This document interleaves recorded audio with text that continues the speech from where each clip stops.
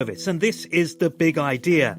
I found the most fascinating ideas around and the people who thought them up, and I'm going to do my best to explain them. Norway is rich. Sierra Leone is poor. But why? Today's big idea, the reason some nations succeed and others fail. 25 years ago, I visited a medium-sized town in North America, Nogales. I remember the walnut trees. Nogales means black walnuts in Spanish. Most people in the north of Nogales are reasonably well off. People in the south of Nogales are much less well off. But there's something I haven't yet told you about Nogales. My name is James Robinson. I'm a university professor at the University of Chicago in the United States and director of the Pearson Institute. Professor Robinson has studied the difference between prosperous and poor countries. What I haven't told you about Nogales is that it has a border running straight through it. Here you have a territory, a valley in southwestern United States, and in the 19th century, a border got plonked in the middle of it. Before President Trump got excited about walls, there was already a wall in Nogales. And north of the wall is the United States, and south of the wall is Mexico.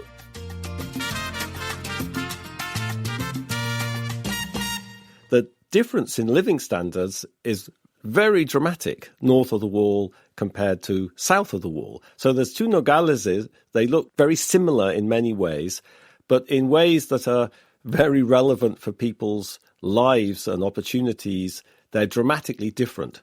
I'll return to Nogales later, but the disparity in wealth between North and South Nogales is small compared to that between the richest countries in the world and the poorest.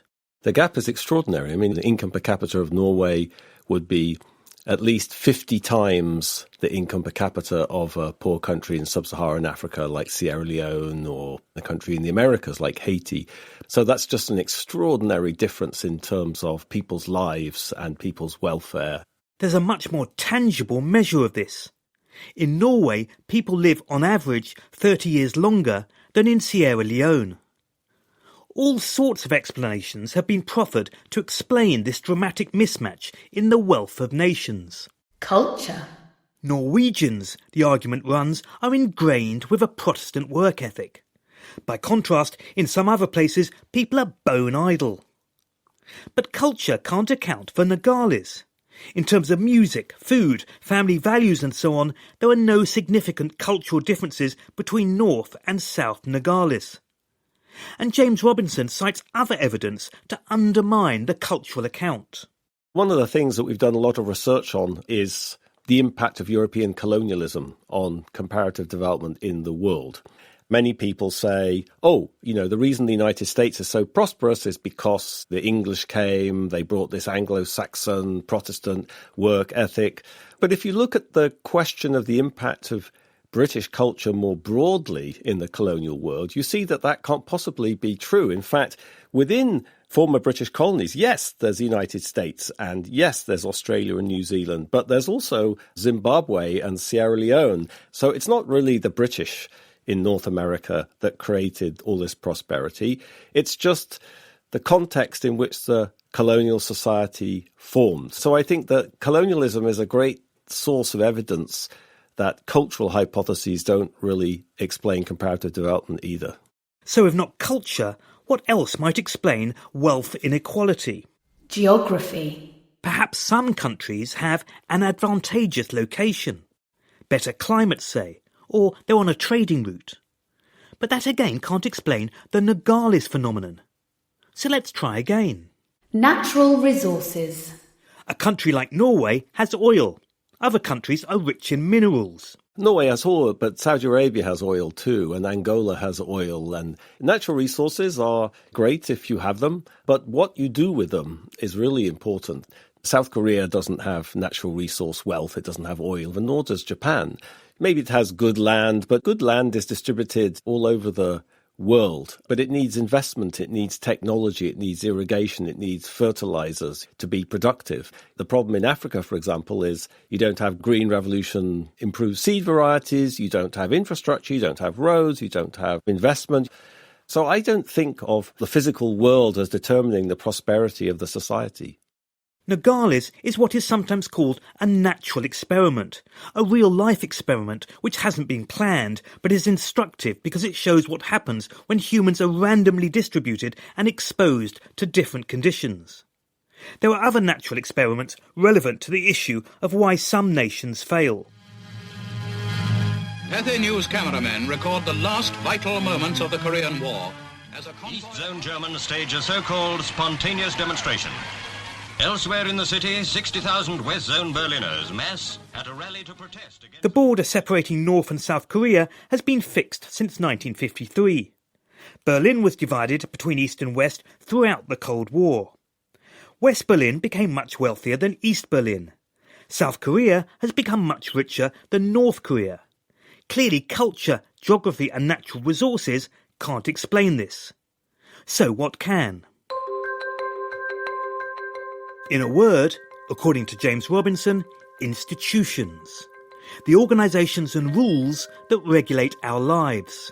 I just mean the rules that humans themselves create, which influences their incentives and opportunities. Human beings respond to incentives, but we create rules in society that create different patterns of incentives, and that makes all the difference.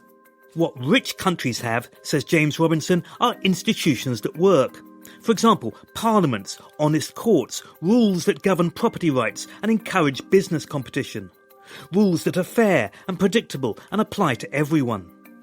South of the Nogales border, there's lawlessness, drug gangs, corruption. James Robinson draws a distinction between what he calls extractive and inclusive institutions. Extractive institutions are those which benefit a tiny number. Inclusive institutions benefit the population more generally. To illustrate the point, let's return to Mexico and the US. Not to Nogales, but to two of those countries' richest citizens, two multi-billionaire fat cats, Carlos Slim and Bill Gates. Bill Gates founded Microsoft. Carlos Slim is involved in many sectors. Some of his businesses, such as the landline telephone market, are near monopolies. There's two men, brilliant businessmen, great entrepreneurs, hugely energetic and ambitious. How did they make their money? Bill Gates made his money through innovation. Carlos Slim made his money with monopolies. Bill Gates's innovation made him extremely rich, but he generated far more wealth for society. He sucked people and resources into the computer industry. Why did they behave differently? Is that Bill Gates' Anglo-Saxon cult? No, it's about the world they live in. It's about the institutions that channeled their energies and talent in very, very different directions. If you want to get rich in Latin America, the way you do it is get monopolies, form links with politicians. How do you do it in the United States? You become an entrepreneur, you start a business, you innovate. All of which begs an important question. How can one transform South Nogales into North Nogales? How does one reform extractive institutions into inclusive ones? Well, that's Professor Robinson's current research topic, so the answer, I'm afraid, will have to await his next appearance on The Big Idea. Thanks for listening to this edition of The Big Idea on the BBC World Service. The inclusive presenter was me, David Edmonds. The extractive producer was Ben Cooper. If you've enjoyed this programme, do feel free to comment if your podcast provider allows this. In the next and final episode in this series, does it matter what happens after your death?